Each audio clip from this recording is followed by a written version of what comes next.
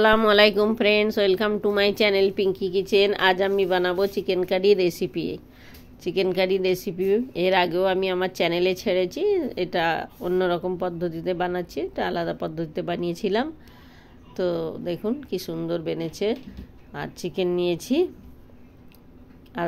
500 gram chicken আছে। চিকেনকে ভালো করে ধুয়ে 2-3 পানিতে ধুয়ে কাট লাগিয়ে নিয়েছি লেগ পিসটায়, যাতে মশলাগুলো ভালো করে ঢোকে।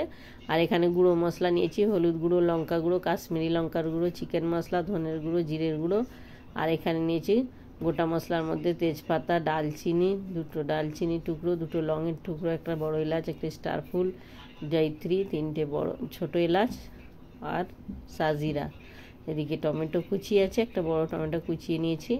পেঁয়াজটা বড় পেঁয়াজ আছে, 2 থেকে 3টে পেঁয়াজ আমি নিয়েছি, কুচিয়ে নিয়েছি। কাঁচা লঙ্কা আছে, আর আছে এখানে আদা রসুন পেস্ট, আর পাতিলেবু আছে। আদা রসুন পেস্ট আছে ছোটো চামচে 2 চামচ মতো। কাসুরি মেথি আছে, আর পুদিনা পাতা। আজকে আমার কাছে পুদিনা পাতা তাজা নাই, তাই আমি বাড়িতেই বানিয়ে রেখেছিলাম, রুম টেম্পারেচারে শুকিয়ে পাউডার বানিয়ে রেখেছিলাম, ওইটাই দেবো। এটা খুব সুন্দর সেন্টও আছে, একদম টাটকার মতো। এদিকে লেবুর রস লাগিয়ে দিই আর লবণ লাগিয়ে চিকেনটাকে ভালো করে লাগিয়ে রেখে দিই। ওদিকে আমি কড়াইতে তেল বসিয়ে দিই। কড়াই গরম হয়ে যায়, তেল বসাই, দিয়ে দিই 3 থেকে 4 চামচ তেল। আর গরম তেল গরম হয়ে গেছে, এবার আমি সব এগুলো গোটা মশলাগুলো দিয়ে দেবো। সাজিরা আগে দেবো, সাজিরা। এবার আমি তেজপাতা দিয়ে দেবো, 2টো তেজপাতা, একটা জায়ফল নয় জয়ত্রী ফুল, জায়ফল বলছি, আর বড় এলাচ, ছোটো এলাচ, দালচিনি, লং, স্টার ফুল। জায়ফল আর জয়ত্রীর মধ্যে কনফিউশন এসে যায় আমার। যাক, এবার এটাকে একটু নাড়াচাড়া করে নেবো, বেশ সেন্ট ছাড়বে তেলে। এবার পেঁয়াজটা দিয়ে দেবো, কুচনো পেঁয়াজগুলো দিয়ে দেবো, এমনি রাফলি চপ করে নিয়েছি। 2টো বড় বড় পেঁয়াজ আছে। খুব ভালো করে এটা নাড়বো। আমার চ্যানেলে চিকেন কারি রেসিপি আছে, তবে আমি ভাবলাম আরেকবার দিয়েই দিই। বানাচ্ছি, বাড়িতে বানিয়েছিলাম খাওয়ার জন্য, তো এটাই আপনাদের সঙ্গে শেয়ার করে দিলাম। পেঁয়াজটা একটু রং বদলেছে, একটু ব্রাউন মতো হয়েছে। এবার আমি দিয়ে দিয়েছি চিকেন আর পেঁয়াজ একসঙ্গে লাল করব বেশ। চিকেনের রং একটু বদলে যাবে আর পেঁয়াজেরও রং বদলে যাবে। দেখুন, চিকেন আর পেঁয়াজ দুজনেরই রং বদলে গেছে।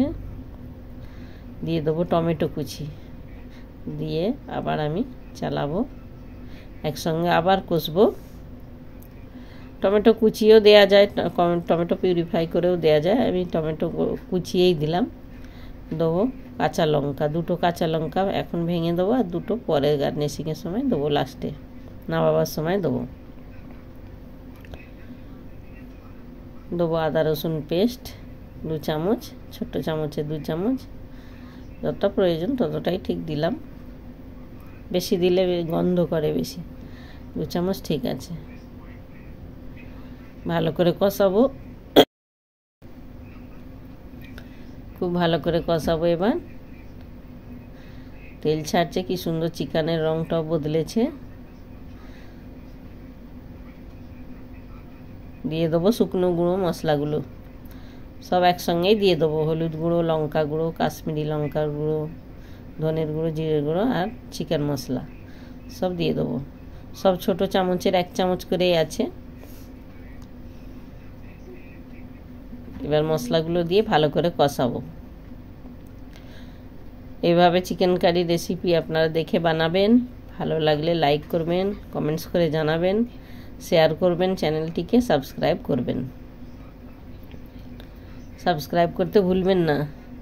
একটু সামান্য পানি দিয়ে কষবো, একটু নিচে নাড়ে লেগে যাবে কড়াইতে। দেখুন কি সুন্দর একটা গন্ধ ছেড়েছে, রঙটাও খুব ভালো হয়েছে, টমেটোগুলো গলে গেছে, খুব ভালো লাগছে, কি সুন্দর তেল ছেড়েছে একদম। এবার দেবো স্বাদ মতো লবণ আমি একবার মাখিয়েছিলাম চিকেনে, সেই হিসাবে আমি এখন লবণটা দিলাম।